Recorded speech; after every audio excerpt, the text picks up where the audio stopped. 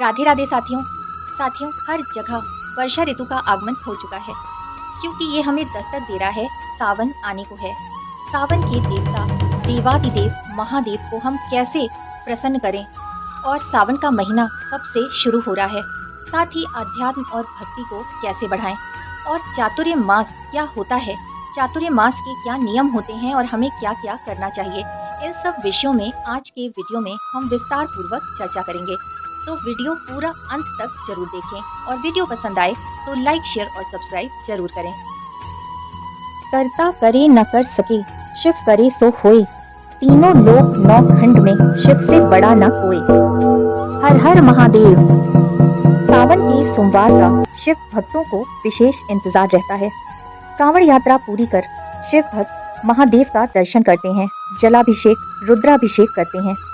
सावन का महीना इस वर्ष 22 जुलाई 2024 दिन सोमवार से शुरू हो रहा है, जो कि 19 अगस्त 2024 दिन सोमवार को खत्म होगा, जो कि श्रावण पूर्णिमा का दिन है और इसी दिन रक्षाबंधन का पर्व भी मनाया जाएगा। इस वर्ष सावन में अद्वितीय योग बन रहे हैं, क्योंकि सावन का महीना सोमवार से शुरू होकर सोमवार पर ही खत्म हो रहा है और इस तरह से कुल 5 सोमवार पड़ेंगे। सावन के महीने में भगवान शिव पृथ्वी पर अवतरित होकर अपनी ससुराल गए थे। इस कारण भी पृथ्वीवासी सावन के महीने में उनकी विशेष पूजा अर्चना करते हैं।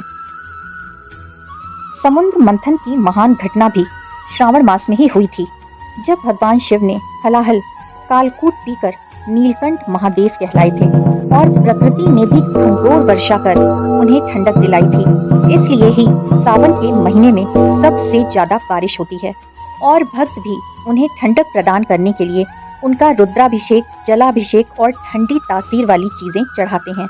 जो भी सावन के सोमवार में भगवान शिव की पूजा अर्चना करते हैं, उनके सभी कष्ट और संकट भगवान शिव हर लेते हैं। शिव जी की आराधना से असंभव कार्य भी संभव हो जाते हैं। ऋषि मार्कंडेय ने श्रावण मास में भगवान शिव की कठोर तपस्या की थी, जिससे प्रसन्न होकर शिव जी ने उनकी अल्पायु बदलकर चिरंजीवी कर दिया था। सावन के सोमवार में की गई पूजा अर्चना भगवान शिव तक सीधे पहुंचती है, जिससे उनकी कृपा प्राप्त करना आसान हो जाता है, क्योंकि वो भोलेनाथ हैं। सावन के महीने में भगवान शिव और माता पार्वती की आराधना करने से मनचाहे वरदान आसानी से प्राप्त होते हैं। अखंड सौभाग्य, संतान सुख, विवाह, धन लाभ, रोगों से मुक्ति के लिए ये महीना अत्यंत लाभकारी है। सावन के महीने में भगवान शिव की कृपा प्राप्त करने के लिए पूजा पाठ, मंत्र जाप, अभिषेक, उपवास, आराधना कर उन्हें प्रसन्न करना चाहिए।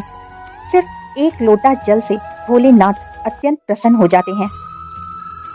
यदि हम ये भी ना कर सकें तो सावन के प्रत्येक सोमवार हमें भगवान शिव को प्रसन्न करने के लिए कुछ पत्ते जरूर ही उन पर अर्पित करने चाहिए। आइए जानते हैं वो पत्ते कौन से हैं।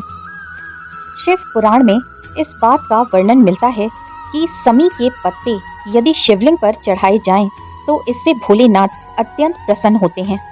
बेल पत्र चढ़ाने से आध्यात्मिक शक्ति प्राप्त होती है।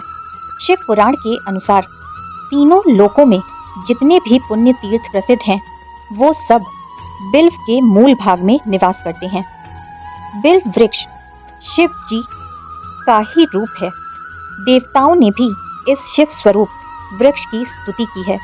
जो भी मनुष्य बिल्व के मूल भाग में लिंग स्वरूप अविनाशी महादेव का पूजन करता है, वो निश्चय ही शिव पद को प्राप्त होता है। धतूरा का फल और पत्ता दोनों ही शिव जी को अत्यंत प्रिय हैं। इससे बुरे विचार नष्ट होते हैं और सकारात्मक सोच बनती है। भांग के पत्ते और बीज दोनों ही शिव जी को अत्यंत प्रिय है। दूर्वा भगवान शिव को चढ़ाने से लंबी आयु का वरदान मिलता है।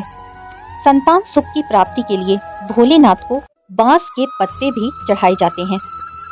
आक के पत्ते भी भगवान शिव को चढ़ाए जाते हैं।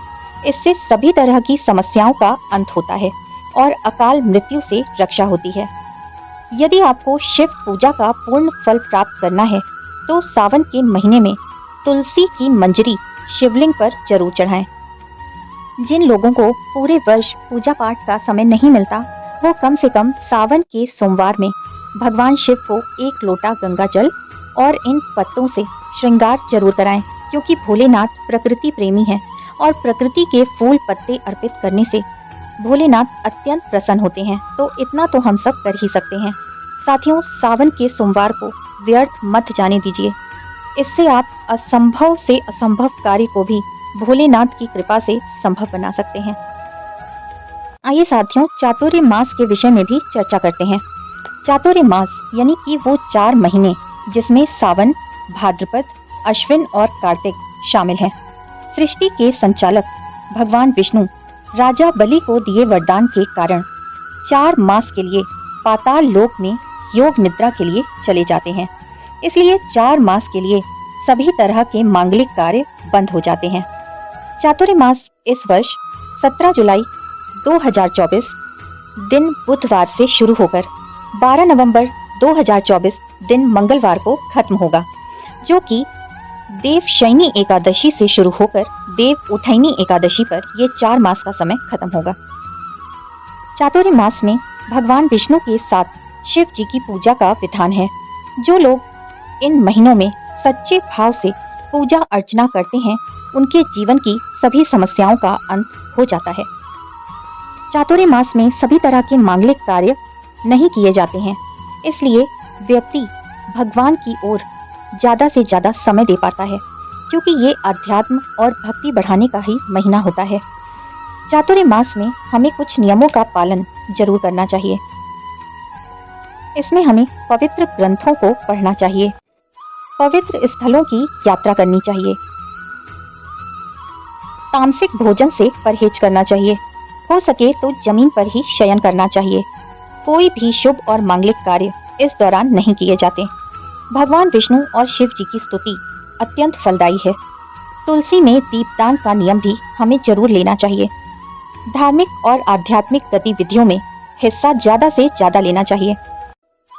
सावन में हरी पत्तेदार सब्जियां, भादों में दही, आश्विन में दूध और कार्तिक में लहसुन प्याज खाने की मनाही है। चातुर्य मास में पान छोड़ने से भोग, दही छोड़ने से गोलोक, गुड़ छोड़ने से मिठास और नमक छोड़ने से पुत्र रत्न की प्राप्ति होती है। देवशयनी एकादशी पर भगवान श्री हरि विष्णु योग निद्रा में चले जाएंगे और सृष्टि की सारी बागडोर देवादिदेव महादेव के हाथों में सौंप जाएंगे। तो साथियों, इन 4 महीनों में दिल खोलकर पूजा अर्चना कीजिए, क्योंकि इस समय में की गई पूजा अर्चना सीधे भगवान शिव तक पहुंचती है। तो थोड़ा सा समय निकालकर कुछ न कुछ पुण्य कर्म अवश्य करिए। तो साथियों, आज का वीडियो आपको कैसा लगा जरूर बताएं। फिर से मिलेंगे मेरे चैनल कृष्णा माखन चोर पर। तब तक के लिए राधे राधे।